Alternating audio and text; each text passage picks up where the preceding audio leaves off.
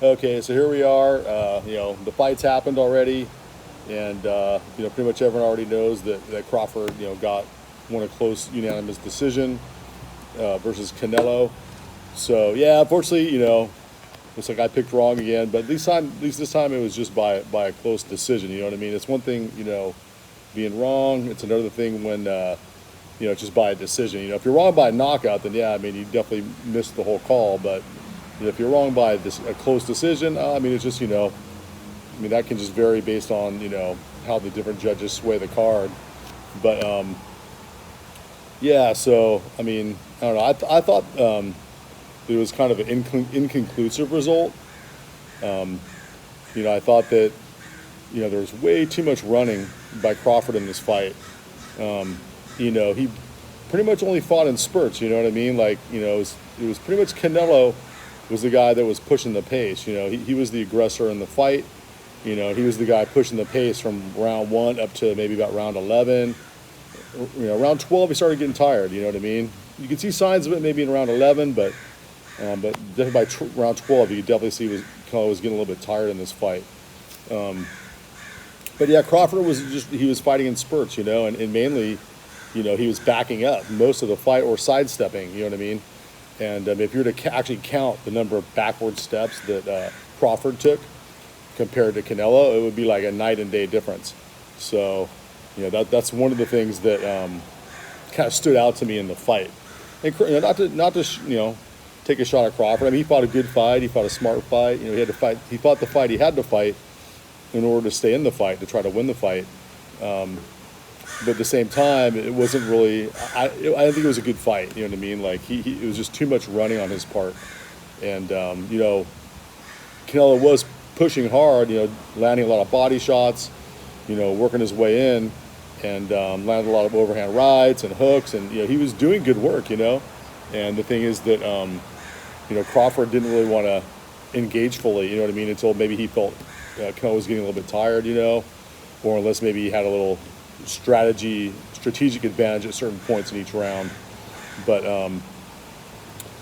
yeah, so basically, I didn't feel that Crawford should have gotten more than a draw in this fight. Like, didn't see it, and even like Gervonta mentioned something like that. He said something like run boy run or something like that as far as his opinion on the fight, as far as what Crawford did, because he did a ton of running, and yeah, so he, in my mind, Crawford, he didn't take the title from the champ, and that's kind of the thing that you have to do. Like back in the 80s, I forget what year it was, like 83 or 87, whatever it was, when Hagler fought Leonard, And this fight kind of reminded me of that, because again, Leonard had never fought at 160. Hagler was the unified champion. Same thing here. Canelo was the unified champ at 168, and Crawford had never even fought a fight at 168, just like Leonard had never fought at 160. And a lot of similarities between the two fights. Although I would definitely say this, that I thought Leonard landed a lot more leather than what Crawford did. A lot more cleaner punches. But at the same time, I also thought Leonard did more running than what Crawford did. But Crawford did do a lot of running. So, kind of, it's one of those fights it's kind of hard to judge, But, going back to what the boxing system is, the scoring system, right now boxing is judged on the 10-point must system, which is based on ring generalship, which I think that, definitely Canelo was the ring general in there. He was the one who was pushing the pace, forcing Crawford to move backwards and to the side for most of the fight.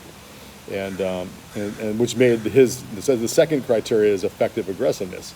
So Canelo's forward motion, that's effective aggressiveness, and he was landing a lot of body shots, a lot of overhand rights, left hooks. I mean, he was getting a lot of punches in, but it's hard to do that once a guy is always moving or always looking for a counter punch. As far as defense goes, well, it's kind of interesting because I was looking this one up, and they consider defense to be slipping, parrying, and blocking punches, and they don't consider running, backward stepping, or sidestepping. They don't consider that necessarily good defense or things that are going to gain you more points.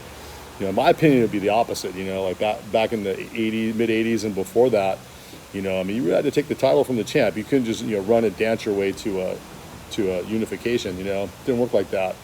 And but the Leonard Hagler fight kind of changed that, because Leonard got that decision, and Hagler was by far the aggressor in the fight.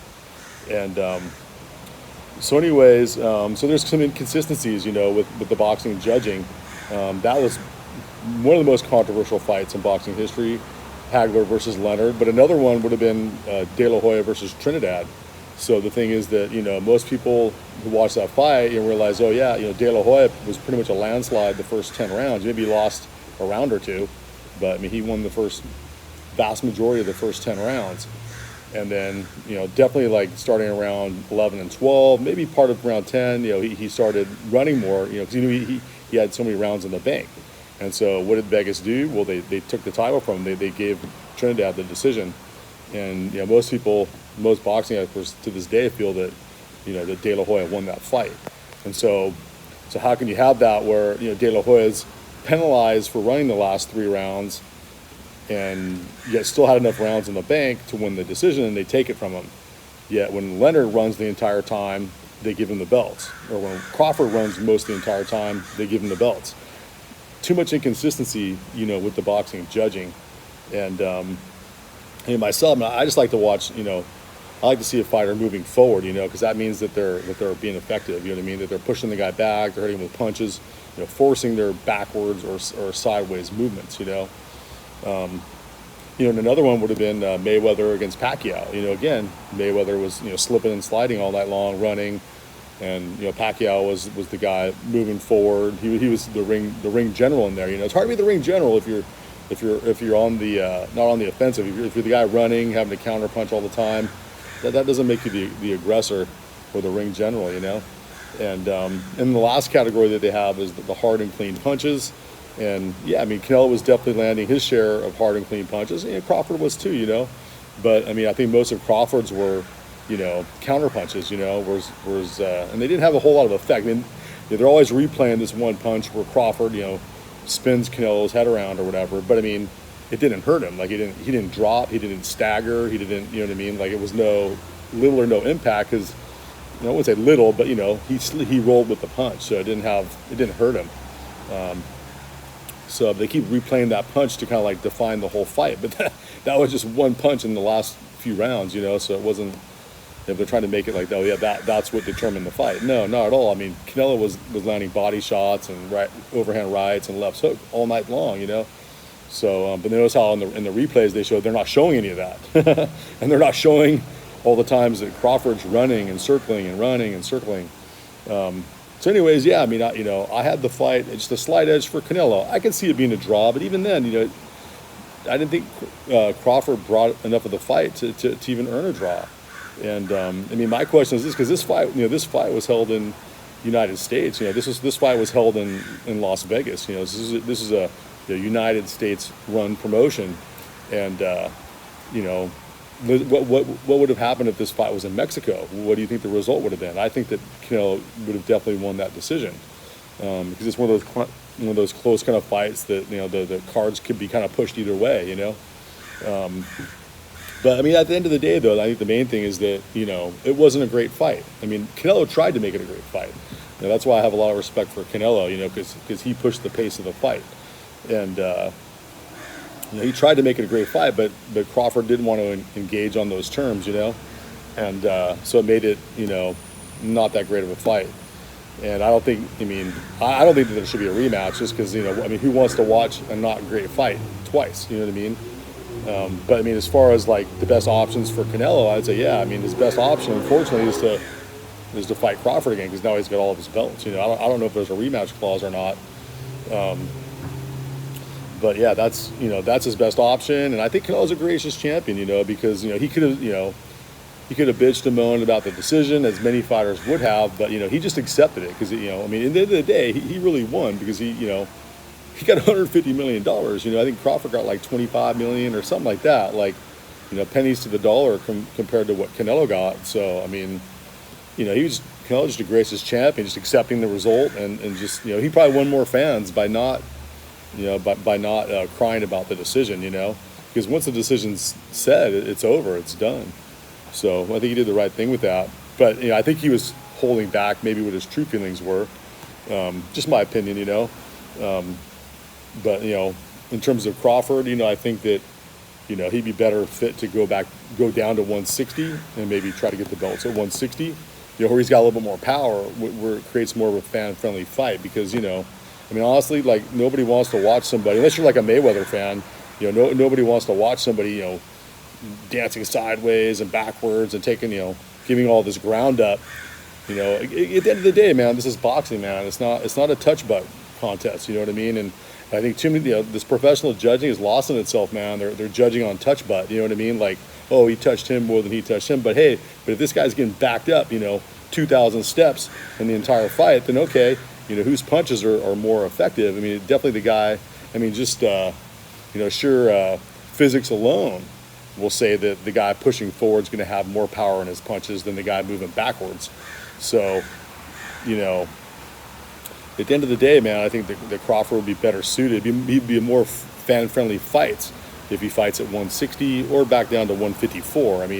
He's got a shot against Janibek at 160. I'd like to see that fight. And also, I feel like he's been ducking Ennis for quite some time. I felt both him and Spence ducked Ennis.